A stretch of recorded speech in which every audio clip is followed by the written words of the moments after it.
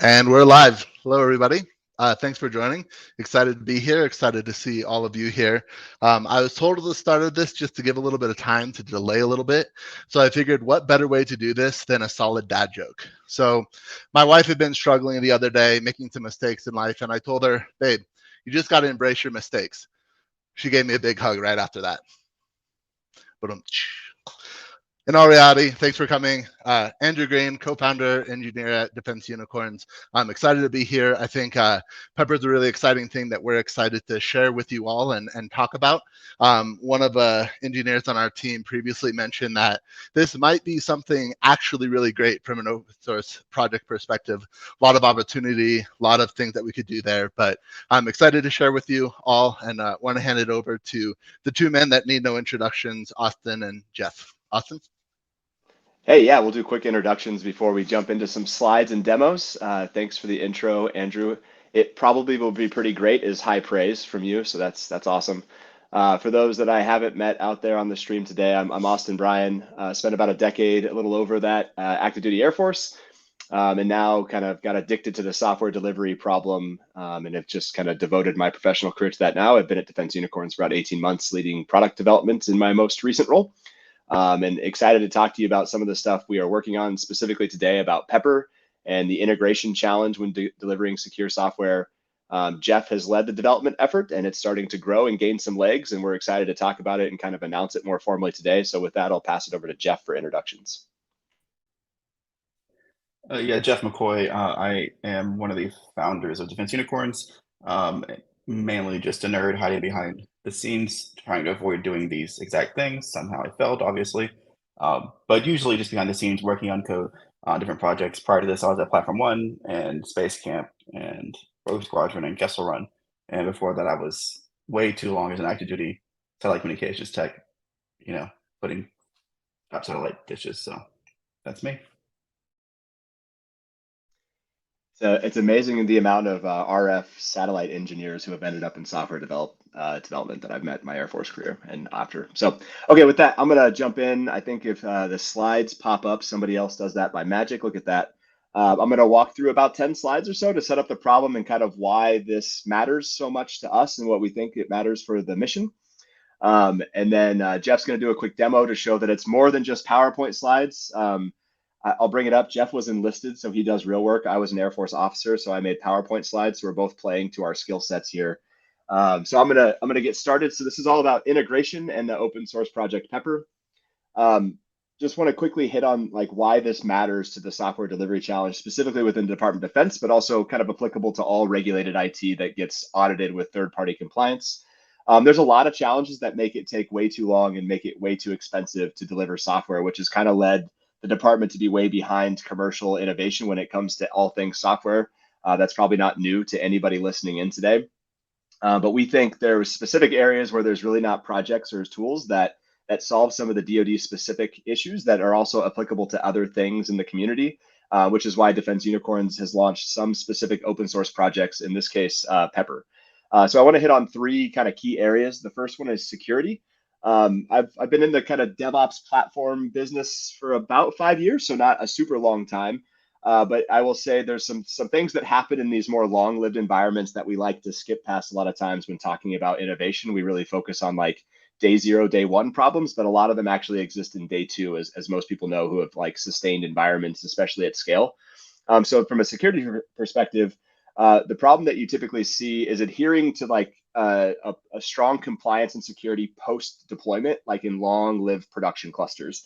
What typically happens is people start to drift and change as they learn about the system, and it starts compiling all sorts of tech debt or kind of corner cutting, at least when it comes to security. And it's not because of ill will of any good engineer. It's just because they're trying to do their job and they're maybe not aware of the things around. What you're going to see later is how Pepr can kind of help adhere to the policies and enforcement and behaviors you want long term without the engineers having to specifically know all those things, because they can be lived and automated in the cluster, which makes you actually adhere to security long term. The second one is about reliability. The other thing Jeff has brought up, a lot of these environments, typically you have to like hit them with a wrench and you get all this tribal knowledge about how to sustain your specific environment for your specific on-prem infrastructure. or maybe even secure cloud and limited egress environments. That growing level of tech debt, again, not intentional, but seems to happen on every system, makes it very difficult to scale your labor force, or like have the what I'll call the non-Brent situations happen. If you've led the Phoenix project, you get left with this one person who seems to know everything and the only one who can fix things at 1 a.m. on a Saturday morning. So having Pepr should help solve these kind of tribal knowledge issues and make systems more reliable. And finally, one that's most important to specifically kind of the government program manager or program manager persona is this growing level of complexity when it comes to the different tools that have to be integrated means that your kind of full-time equivalents, your FTEs, get very expensive. A lot of people that are really good at Kubernetes and other complex CNCF technologies don't love going to work in SCIFs every day, and if they do, they cost the government a lot of money, and they're obviously not scalable. So the more you can abstract that complexity away and make it easier for kind of lower level IT expertise to operate systems reliably, the better it is from a cost and scaling perspective. And so I put a little swarm of peppers in that because there's these reusable modules that Jeff will talk about that you can create to automate a lot of these things away and make your systems more secure, more reliable, and more cost effective. No presentation at Defense Unicorns is complete without like some strong meme and GIF game. So I'm gonna do my best here, even though my creativity lacks compared to most of my peers at the company. I think one of the things when it comes to security, and this gets brought up a lot and sometimes not focused on enough, is unfortunately some of our biggest cybersecurity issues are just people. And it's not because people are bad by any means. It's that people don't understand all the second, third, fourth order impacts of all the systems of systems they're touching when they make decisions. So I brought up a scenario that I've seen several times in the last 5 years, which is, some sort of business leader wants something deployed urgently for a customer. Some tech lead picks up that ticket. Sometimes it's off hours, and they do what I call YOLOing it into the cluster. Typically they have maintainer privileges and they force merge something regardless of CI or testing directly in. They may or may not wire it to the cybersecurity stacks. They may end up, wasting memory or compute resources that bring down the cluster.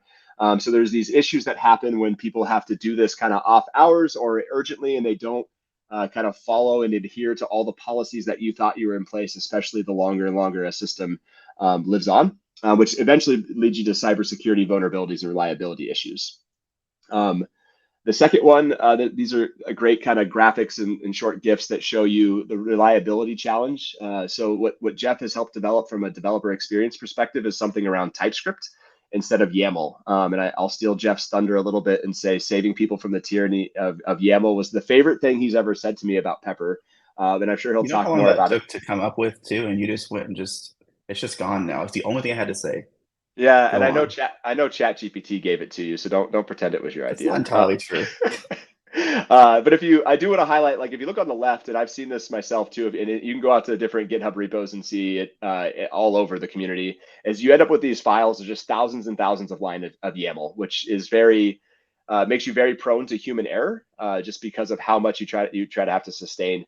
On the right is what it looks like when you can rewrite the same logic in a lot shorter TypeScript, and it just makes it so much simpler, even for somebody who's less technical like me, to actually read along and understand the logic. But also, there's just less to have human error, less footprint there, which again ultimately leads to more reliable systems. And the last thing I'll hit on before I pass it to Jeff for the demos is the issue of like cost, especially as you scale things and systems of systems. These systems get really, really complex really fast. And what I want to show you is, this is a typical set of tools that could make up a baseline platform, regardless of where you're deploying things and regardless of what vendors you choose.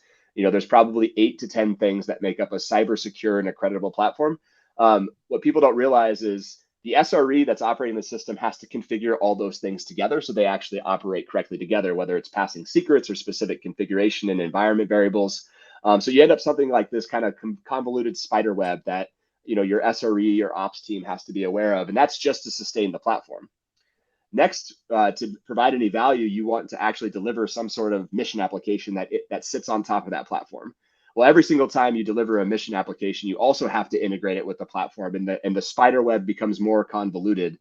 Then if you think about scaling a system, you have one-to-many applications, especially if you're using microservices that are probably in one-to-many environments. that's a live picture of me on the left when I'm trying to understand Jeff explain a problem to me, and a live picture of Jeff on the right of how he feels explaining the problem to me. Absolutely accurate. So what Pepr is really aiming to do, I think, from the core, I mean, Pepr can do a lot of things, and I'm sure Jeff will talk about that. But for me, coming from the mission side background, is really abstracting that integration complexity away.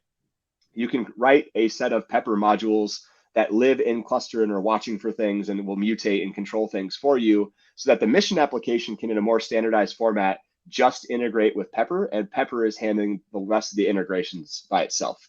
And so if you think about that from a scaling perspective, you now have less complexity. Instead of your complexity kind of getting exponential as you scale systems, it stays more linear or even less than that. And I think this is the reaction of the Defense Unicorns developers when Jeff released Pepr Core. It was something like that. Actually, it wasn't at all, but I do love these gifs. So the last part for me to kind of get off the stage here is, kind of ending with the why in mind as well. Like, why should mission heroes care about this, and how does it impact the mission? I think all of us know every weapon system, every system in general that we're delivering these days is a system that is mainly built on software. And each of those systems in and of themselves is a system of systems and very complex. Even just the sample I showed you is probably less tools and platform than you would see in any system being built today for the Department of Defense. And then while I was involved a little bit early on with the Air Force's role, ABMS in JADC2, which is the DoD's effort. It's a great thing and a great vision for the department of integrating these systems so you have a common operating picture to do kind of centralized command and control, but also decentralized mission execution. It's not possible without open architectures, and in a software world, that means open APIs. I think that's why you see at Defense Unicorns in particular, there's this really, huge value-based system committed to open source and open APIs, because we believe that's what's best for the department. But if you think about JADC2, it's like the nth degree of scaling systems of systems. These types of visions aren't possible without open architectures and without, some way to reduce complexity as you scale. Obviously, Pepr could play a role in that, and it's not going to solve everything by itself, but it absolutely can and should play a role in solving some of the complexity along the way. And it is an open source project that others can not only take advantage of directly and develop their own capabilities off of, but can reuse capabilities and share them with others. With that, I'm going to pass it over to Jeff, but also highlight we just launched the Pepr Dev site either today or yesterday. Very new. I think it's great. But if people want to check it out on their other screens while they watch Jeff do demos, great opportunity to learn more or look at stuff afterwards. So Jeff, over to you. Does me have to say stuff now? Cool. Yep. So I assume you guys can see my screen because we rehearsed, sort of. Yeah, so check out the website. It's got a bunch of kind of information, top level, about what Pepr is. And I think before we dive into actual demos, I just like to say first of all, this is still a pretty early project. We're still working on this, and it's still evolving, obviously. Pepr.dev is some good high level information, but more important to me really is the nerd stuff. So go to the repo and check it out, and read through some of the features, and we'll talk about some of those as well here in a minute. But the reason we started Pepr, the big idea was we were trying to figure out things like Big Bang, if you're not familiar, is a suite of cybersecurity and kind of cloud-native tools that are all bundled together in a very large system. It's quite massive. It's dozens of CPU cores of usage, many gigs of memory to deploy it. It's a pretty big system, and it includes logging things, monitoring, alerting, some cyber tools, other security tools, some policy and just stuff like Everno. And there's a bunch of stuff there, and it's really complex. But then when you have mission applications, so we use the pod info example. It's a great kind of tool in Kubernetes ecosystem to show you what it looks like to use some application in a Kubernetes cluster in a reasonably simple way. So even something like pod info or name your mission application, you want to deploy that in the cluster, and you want to integrate with all these things that Austin just mentioned, the how you wire in all the different pieces. And the Big Bang team at Platform One has been working on some ideas here to evolve this, to try to make this easier for teams. But I think my proposal was maybe there's something really, really different we could do here, and that might be a different perspective or different take on integration. And so Austin did mention the story about the boilerplate, or the boiler, just where you hit it with a wrench and it starts working again. My story was I was in the Middle East, deployed supporting. I believe this was early days of Kessel Run, probably 2017 or so, and I was talking to some of the defense contractors there who had been there for literally a decade. I mean, these guys had worked 12-hour shifts, 6, 7 days a week for 10 years doing the same job. And it's not, it's not the greatest environments, but they were doing it. They were keeping the mission running. But I talked to some of them. I noticed some patterns. I noticed that there were certain checklists they had, or certain things that only the one guy knew, because for 5 years he's the only guy who could fix that, or girl that could fix that. And it's not bad. But I started thinking, what if there was a way to take that trick, that thing, when these conditions occur, you should go do this thing. What if we could like turn that into code? What if there's a way to like allow those experts to still be experts, but to take their time and energy and not waste it waiting for the pager to go off, so to speak, but on finding the problem, documenting the fix for it, and then making the system fix it for them in the future. And that's kind of one of the ideas behind Pepr. So you have like the first one is integrating complex things, or things into complex systems, i.e. the Big Bang mission app problem. Then there's this other problem of, taking this, what we call tribal knowledge. It's like it's the one guy, the Brent, from the Phoenix project, who could fix that thing, and turning that into documented code that you can automate. So that's one of the big ideas. And as it turns out, as you do those things, you also solve problems like simple operators, simple controllers, simple admission controllers, mutating and validating, which kind of falls into the Caverna OPA keyboard area. So those things are things you can do as well, but that's not the reason we built Pepr. So anyway, so going down through the list, there's some things we do to automate a lot. I know when I was building Zarf, Zarf agent is a webhook.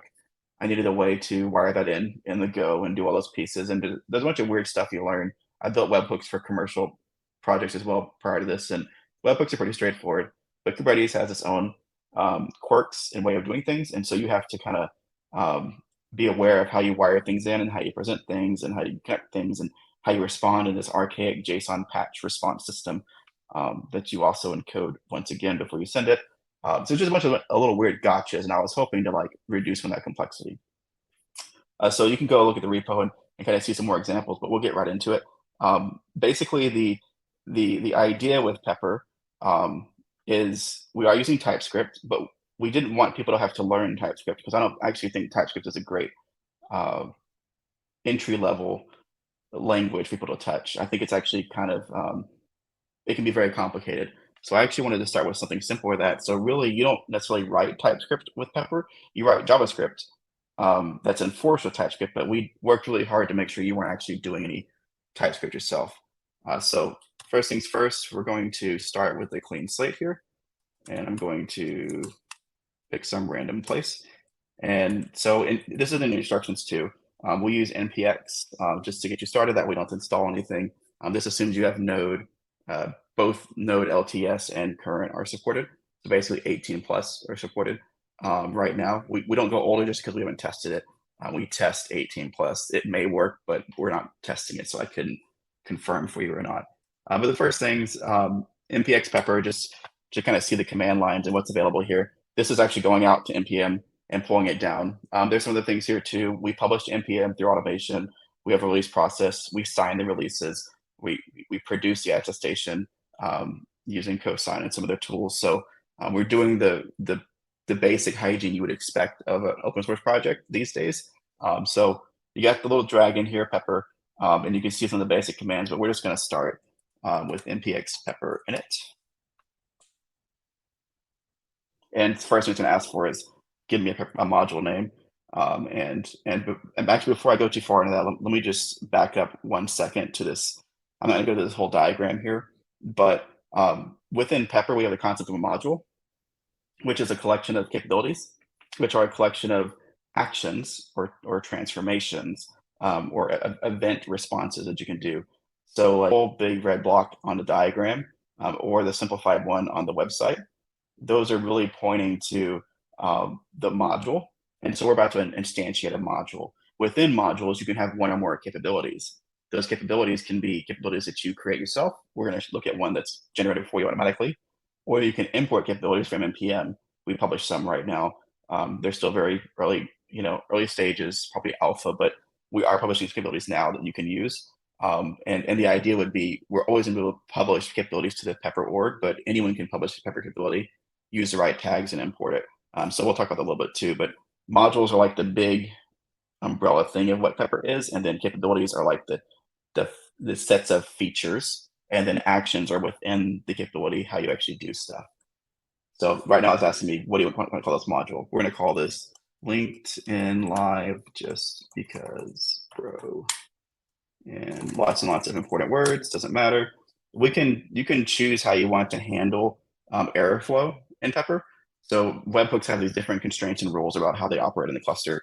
We're gonna go with ignore for here, but you could do audit. Audits actually, it does require you to have the audit flags, feature flags enabled in Kubelet. So otherwise it's gonna print logs and then reject this as it says. It's going to make your kubectl operations very sad if you mess it up. So we're just gonna go with ignore. First, it's going to say, here's what we're going to produce for you. I'm going to go and create these things. This is similar to like Yeoman or other create rack app, other things that generate boilerplate for you. That's all this is we're going to generate some boilerplate. So we'll say yes. We'll let it do its thing. And I know like Dino's all the rage, or not Dino, but Bun's all the rage right now. We actually been playing with that too, just out of curiosity. It's fast, but there's definitely some learning we'd have to do before we're ready to support that. One of the things we'd like to look at is the portability of the runtime. Right now, this runs in Node.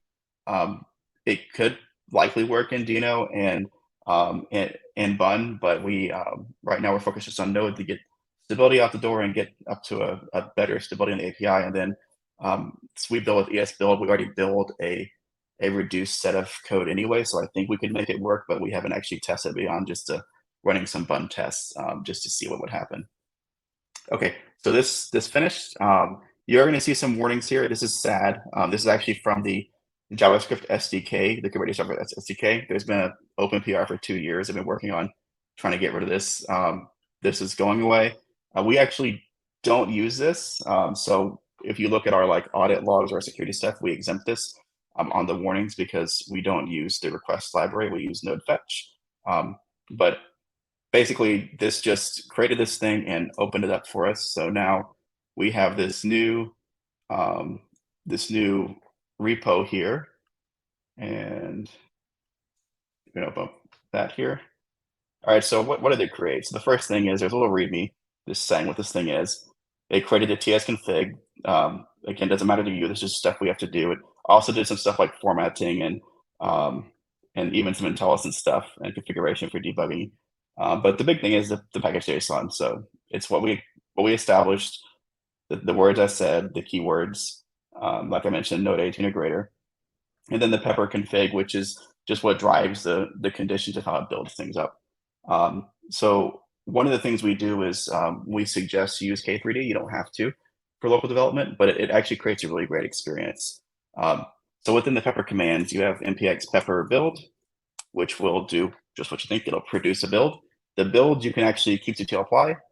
You can take that, just apply the YAML, or you can, Zarf package create that. We do that as well. You don't have to use Zarf, but it's one of the ways we use it internally is we bundle that into a uniform delivery service and EDS via Zarf. So we use it that way.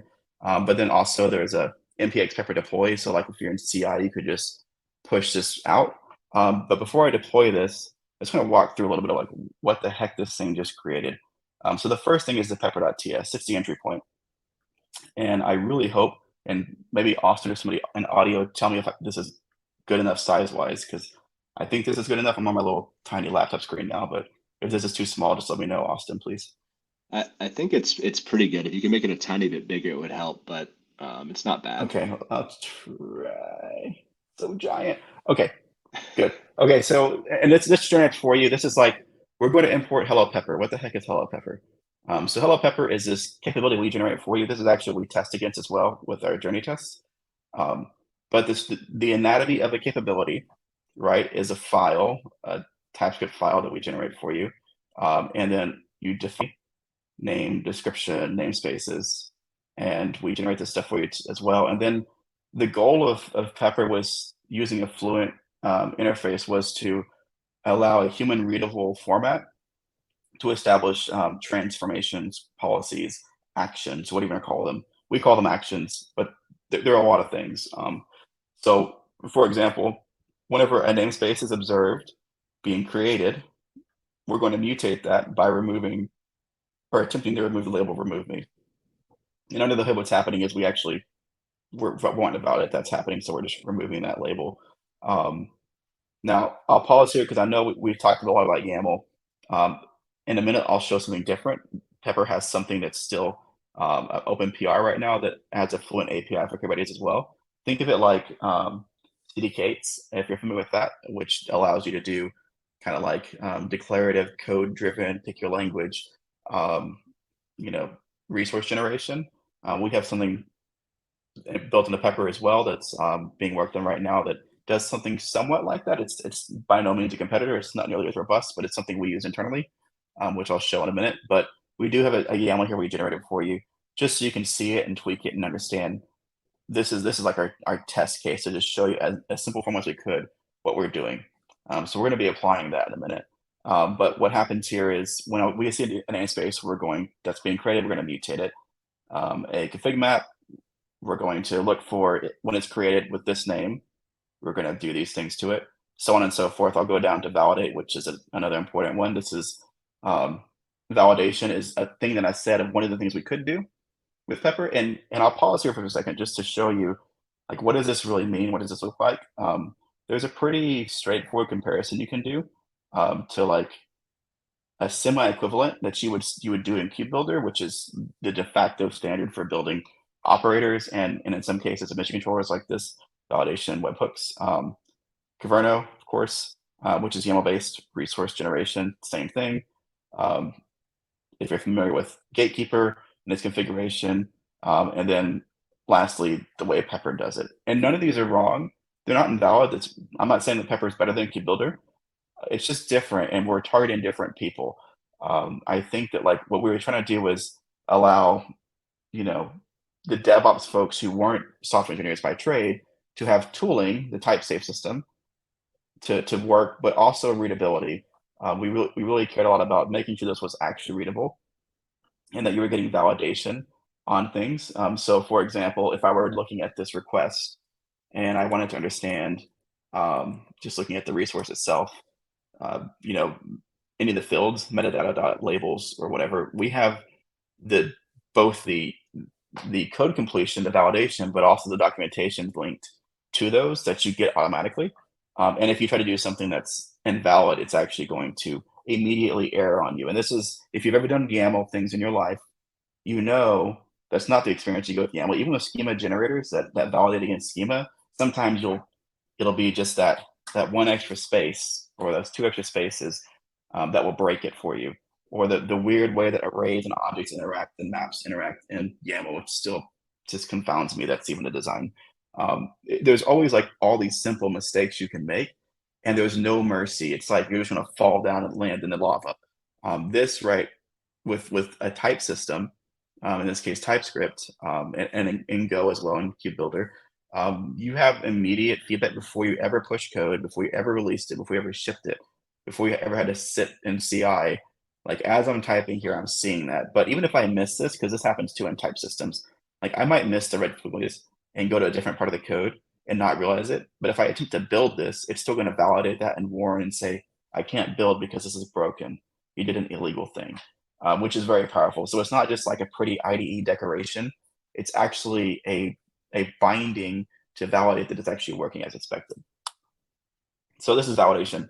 Mutations, you can merge things in, validations, and there's a bunch of different examples here. One of the interesting things that we needed, because we also looked at, for example, Caverno at first, just like what if we just do really fancy Caverno transformations? And that would have worked for probably 80% of what we needed to do for Big Bang, for example. But there's some weird stuff. We're going to show an example in a few minutes about that. But there's some weird stuff we have to do that we have to work with API calls. At the same time, we're also dealing with mutations and validations and other Kubernetes operations. So that gets really tricky. right? If you're having to make actual code execution at the same time. And so we felt like there wasn't quite a fit with Caverno to do that. And we looked at other tools as well, and we just felt like maybe we should just try something a little bit different ourselves. Um, so within the Fluent API, the example I give, because I always end up with some random Chuck Norris joke, is the Chuck Norris joke API, which we'll look at as well.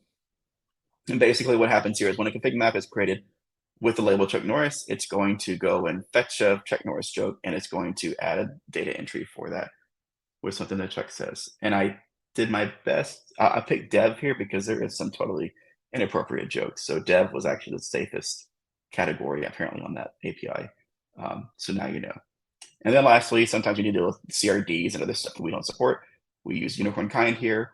You still get the type completion, right? I still have all the same JS doc power. So if I do this, it's invalid now. It breaks the same because I defined the type up here. So there is a time when we do expose you to TypeScript, but that's when you're doing more advanced stuff. But generally speaking, we try to avoid providing any type data to you, so you don't have to worry about how the types work or how generics work or how casting works or cascade generics. Because actually, if you're a nerd on the call, these are class definitions that are used both as types and concrete variables through a mapping system that then passes the type down through so that you get the resultant value for validation down here. So it's a little messy. You can look at the type definitions if you're really curious. It's definitely some interesting work. But okay, that's enough talk. We're actually make this thing run. Before I do that, Austin, I've said a lot of things. Is there anything that you want to add here? Any nerd insights you have, sir? Just that, I really related to your YAML comments. YAML just kills me, as you know. I'm on the keyboard. I'm on the keyboard a lot, so All thank day goodness for long. Pepr. I know. I know. I realize this saved you a ton of time from all those PowerPoints. I mean, YAML you have to work on. So I really feel for you. No, Okay, you're doing cool. great. So like the flow here, and I'll just go back to the website here, just so it's not lost. This is the same steps as here. npx pepper init. We're not going to run npm k3d setup. All this is just a helper script to create a k3d cluster for you. It's nothing magical. You need Docker and k3d installed. Like we're not doing anything fancy. You can go look at the package.json to see it's literally just creating a cluster with the name so you don't stomp on something else. So we'll do npm run k3d setup, and that will just delete and recreate a cluster. No big deal, standard stuff there. And then the next thing we're going to do is we're going to first deploy the capability. Now there's Pepr build, which is for like production, and this is also in the docs. You can read this in the docs folder. There's Pepr build, there's Pepr deploy, which is like CI. I want to deploy it right now, and then there's Pepr dev. And this is something that I actually really like. This is one of the things that really, when we built it, I was like, well, this is kind of handy. This is actually this is insights I didn't have before. So the way you do this, I'm just going to go. You can do it a few different ways in VS Code. You can do it in IntelliJ as well or WebStorm, but I use VS Code. I'm just going to create a debug terminal. And so because Pepr is already auto-wired all the stuff behind the scenes for you, you don't have to create a debug profile or configure anything like that. It's just there. So we're going to go to this capability again. And first, just to show that it's working, I'm just going to put a breakpoint when Pepr boots up, basically. Right? This means nothing. It's just Pepr starting. But then I'll also do one. Let's do one in the validation that could be useful. So npx pepr dev, and it's going to ask me, do I want to do this? Because it's going to modify the cluster. I'm going to say, sure, no problem, sounds great. And the first thing it did is I'm in the debugger. This is just booting up still. Nothing's happening, nothing fancy. It's just Pepr's booting. But just to show you, it works as expected. And so once this boots up and we see the logging here, and it's ready to go, we can proceed. One other point here, and we'll look at this on a different deployment. Pepr generates JSON, line broken JSON output in the cluster, so you can consume it easier with like data log. Here we actually just pretty print it in dev mode because we're humans and colors seem nice to me, but you can also switch it back to just raw JSON output if you prefer that style. Okay, so we have this thing running, and first I'm going to just look at what the heck this thing is. So open up K9s, which is an amazing utility. And you notice here in the cluster, there's nothing deployed. There's no pods, right? It was one of the most interesting and frustrating things I first dealt with when I started dealing with Mitch controllers. You have to do all this wiring, and you have to deploy it, and you have to set the trust, and it's just a bunch of stuff. So what Pepr did with Pepr Dev automatically was it generated this search for us. It has a CA here. It's now pointing back through K3 back to our local machine. Right now, it has an API key because we generate an API key for all the calls because they could be present side effects. We don't want people to just be able to hit the endpoint without any restrictions. We used to do network policy, but it turns out you can't predict what distro uses what namespace for network policies for admission controllers. So fun fact. And then you can see here the matching expressions. And another very important point is the rules at the cluster level in this admission controller config are actually defined by code. So these are actually the things that are set in that capability. So if I were to remove, for example, the unicorns resource, it would, the next time we updated this, it would remove that from the bindings. And that's super important because that means that you're only exposing to the webhooks as much as little as necessary to do their job. Basically, you're looking at the verbs and the nouns, and you're pushing the things down automatically that you bound to in code, and you don't have to do any config for that. It's just use the Fluent API, write when a config map or when a deployment or when a pod or whatever, and Pepr on build will auto wire that and auto generate the new RBAC and configuration for you for that. So same thing with validation. If you didn't have a validate statement, it would not deploy a validating webhook. If you didn't have a mutate statement, it wouldn't deploy a mutate statement. But right now, this is just nothing in cluster but that. So now we're going to go back and kubectl apply tag F. This, where are we at? Capabilities sample. Okay. All right, so what just happened? So we started deploying stuff and we hit a breakpoint because we're now at a validation phase. So if you look back at the other terminal, you'll see that we've got an incoming request somewhere up here for validate. This is async, so this can be a little out of order.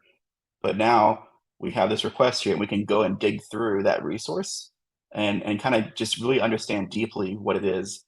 Now there's a quirk here. Kubernetes has a hard limit of 30 seconds before it will release a claim. So we max that out into dev, but you have to let it go or else it's going to follow your failure procedure, ignore it. So that is one downside is you only have 30 seconds to truly do things, but you can leave it running as long as you want. It just won't actually pick up the response after that if you try to change it. But it just went through and deployed all those pieces. It's going to reject by design because we said no evil config map annotations allowed somewhere down here, wherever I put that. So we put that message here. That's what we were just inspecting on. And this is all hot reloading. So if I were to change this next time and just add some extra flair to this, you can see my recent emojis are very interesting. And then let this rebuild. Again, this is all wired in the cluster. This could be a remote cluster, but there's a couple extra steps you have to do. You have to point back to your local machine through a flag. But now if I try to do this again, we get the updated version of the webhook. So we can do this like live interactive debugging, inspection, all these really interesting things. And there's also something in pepr.ts you can actually wire in a couple hooks if you want to allow you to run things before they're seen by Pepr. There's called a before hook and an after hook. So you can actually specify function callbacks that you breakpoint on as well before Pepr even touches it, what's coming into your cluster if you wanted to. And this experience is just so much different than trying to manually build your image and put it in the cluster and run it and debug it and do a remote debug port and all that other stuff. We didn't do anything. We just did Pepr Dev and pushed a button in VS Code, and we're off to the races. And when we did that, we're like, well, this is actually really useful. So this is a very exciting feature for us because it just makes this whole process simple. If you wanted to create a new capability, I'm going to call it cool new thing.ts. You can also do create a Pepr capability, and then you can just fill it out with, the various configuration things. So maybe I want to do when I don't know, daemon set, whatever, is created, updated, deleted, whatever, and just follow through the Fluent API. You can also do like with or validate, mutate. So you get the idea. It's all just designed to just auto reload and just just be as efficient as we can without exposing you to too much TypeScript. And I actually have Copilot on, so it's always trying to guess random weird stuff. It's right about 12% of the time right now, because Pepr's so new, but it's starting to learn, I think. But with the point being, this whole system was designed around experience to reduce friction, to get to testing faster, to get the validation faster, through hot reloading, through auto wiring, through auto secret creation, through automatic cert rotation, through API key boundary, which is also specified in this diagram here. That's what that little thing is there. All this happens automatically. You just Pepr dev or Pepr deploy. First, Austin, I have no idea what time this thing is. Is it like in 15 minutes or something like that? We had an hour scheduled, so you should probably leave some time for Q&A, but Okay. you have a little bit more Okay. time. Well, let me quickly just show a couple more demos, and then we'll go to Q&A then.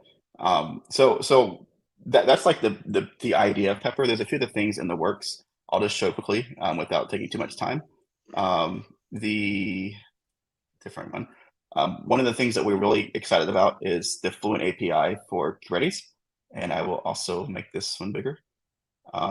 We really wanted to make it accessible to deploy and to access the power of the Kubernetes API and JavaScript. And the current JavaScript SDK is one, it needs maintainers. So we've looked at possibly helping as well.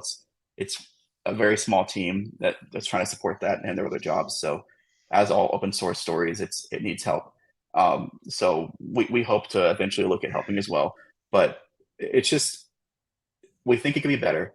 And so this Fluent API allows us to do things like cube, given a, I don't know, pod, a pod, we can do a pod in namespace, whatever, and then delete it, right? We can do all kinds of interesting things. The one I'm most excited about though is apply. Apply is actually using server-side apply. So this one is super fun, which you actually can't combine in namespace with that. This one is super fun because you can actually do some really complex stuff. And if you're familiar with server-side apply, it will handle that for you on the server side because it uses that very lovely metadata, the field stuff to track who owns what part of what resource. So you can then dynamically apply different pieces without having to know about all the other sides of that. So it's a really interesting strategy. Keeps details moving this as well. And so apply gives you that, the server-side apply, basically one-liner with all the handling done for you, and you don't have to worry about how it works. It just works for you. The other thing is coming, which is super important to us, is the watch system. So you would think of watch as like how controllers work effectively. So there can be a new value here you can run that will basically bind to a watch to some generic resource. So if mutate is mutation webhooks, valid is valid webhooks, watch is a generic one-line controller effectively. You get the power of the controller. Granted, this is in the reconciliation loop, but the watching part, it will be, there's two different versions. There's a parallel version, which uses a state system to store data called the Pepr store. Think of it like if local storage and Svelte store had a baby and it was backed by Kubernetes, that's what this would be. But then those two different ideas combined gives us both a leader elected watch system, i.e. a controller pattern, and a parallel watch system, i.e. the Pepr store. So that's the coming. The last thing I'll quickly show is one of the Keycloak, the Keycloak Autoservice integration. I won't show all the details of this because it's kind of honestly boring. But I have Keycloak deployed. I have Autoservice deployed. We want to auto wire. You can see here my chains are empty, and I want to deploy a pod info. Basically, this was actually called Rob info, I believe. Right now, it's bound to nothing. We're going to zarf package deploy that guy.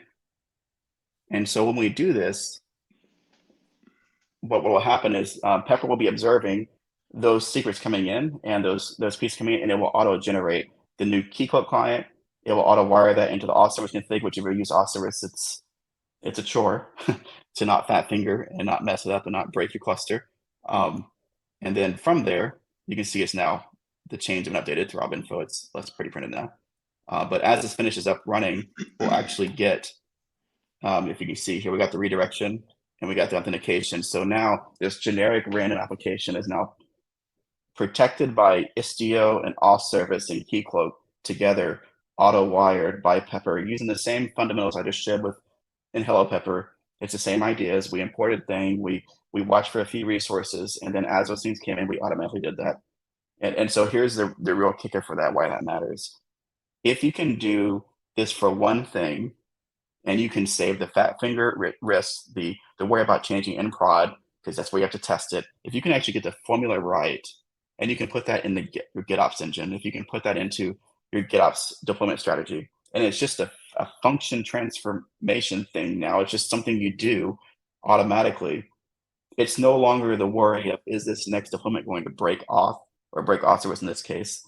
It's just 100, 200, it doesn't actually matter. It's the same thing, and you're not doing it. Pepr is doing it for you. And so for us, we think the Fluent API, making it readable, auto wiring pieces, making it declarative, and making it accessible with the dev experience is the real unique, interesting combination of features. And the one last thing I'll say is people always ask, can Pepr do X? Pepr is turning complete to this JavaScript. It could do anything. Like we can make it build whatever we want to. The problem is it's not what can Pepr do, it's what should Pepr do and where does Pepr fit. And we're still navigating the boundaries of what makes sense and what doesn't.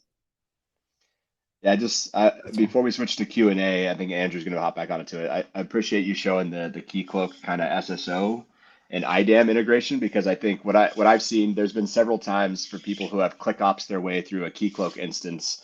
You see people going back to the reliability stuff, bringing down production or bringing down app access, as well as the reliability factor, right? And the security factor, like wiring those things in through IDAM, SSO, and Istio is one of the hardest parts of integrating systems. And this was all done through Pepr Magic, showing a use case example, kind of drawing the through line, which I really appreciate. So hopefully people have the same takeaways. Andrew Green, over to you. Well, heavens, that was a lot. Woo! It's a bit much right now, but no, Jeff, thank you. Appreciate it. All really good. I think the real thing to show behind all this, at one point, Jeff said, I'm coining this term now, experts as code, right? We talk about the Brent, the people that like know the systems, know the integrations, know the technology, those engineers that we all value on our programs. And we also know in defense that we are incredibly challenged to have that talent always accessible, always ready to go. And so, that's really like, if I may sum it up, like Pepr is really an opportunity to have experts as code, right? Have the people that know what they're doing, know how to do these things, know the ins and outs of Istio and IDAM and SSO and all these things that we run into, so that we can focus on the things that matter the most. And that is having mission capabilities in the hands of the warfighters in a fast and secure manner, always and forever. Manueli, yes. And with that, we have operators on the line standing by for your questions. I know we have a few queued up right now, but yeah, would love for you guys to jump in and ask any questions that you might have if you haven't already. And Jeff, you want to go ahead and jump in on this one with Mike? Yeah, there's the first question that we've got from a few people. I prefer Go over most things. I miss Go right now. I really felt like what we're looking for is we're not keyboarding and building something, right? We're not building WASM-based things or building code. We're really just scripting things. And I wanted to treat it like a scripting system. And I also really felt like TypeScript is the most probably complex type system, but it's also the most powerful. I didn't get to show you all the features of the type system in Fluent with the new Fluent Kubernetes API, but we really felt like we wanted to treat it like not compiled code, but just as scripted language. And that's kind of where we're going after. Also for accreditation purposes, it becomes more complicated when you're compiling everything you're doing as policy. As I'm sure you would know, if you're actually building binaries versus just having an approved node system running your scripts, it's very different.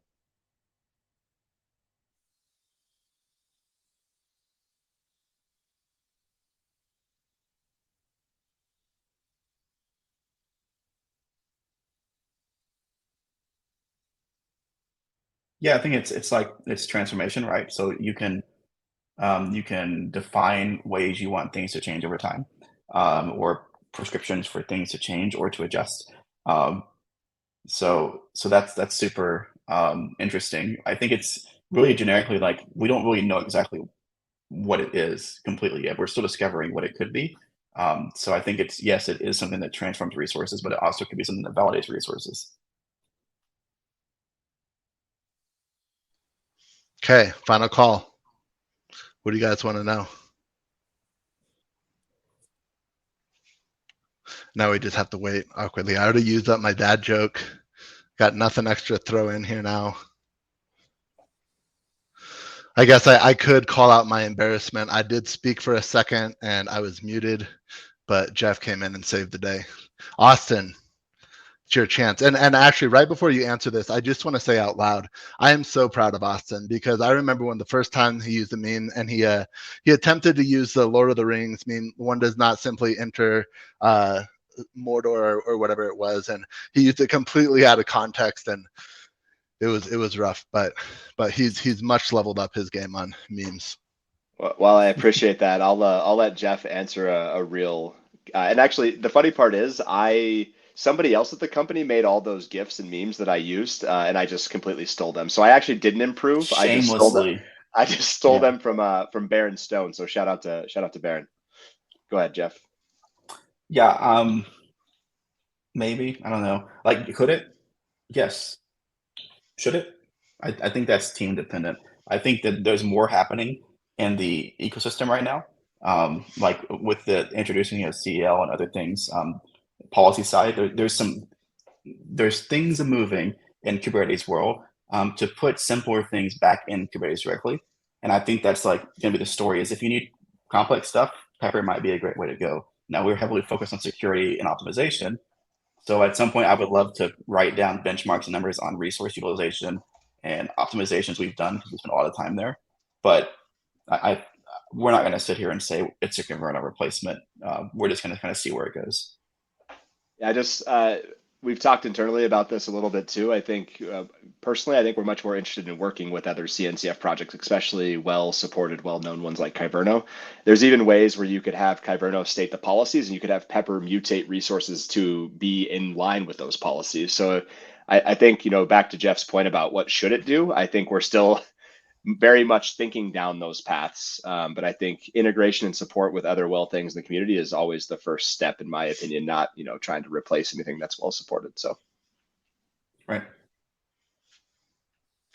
Awesome. And I think we'll wrap it up with one final question.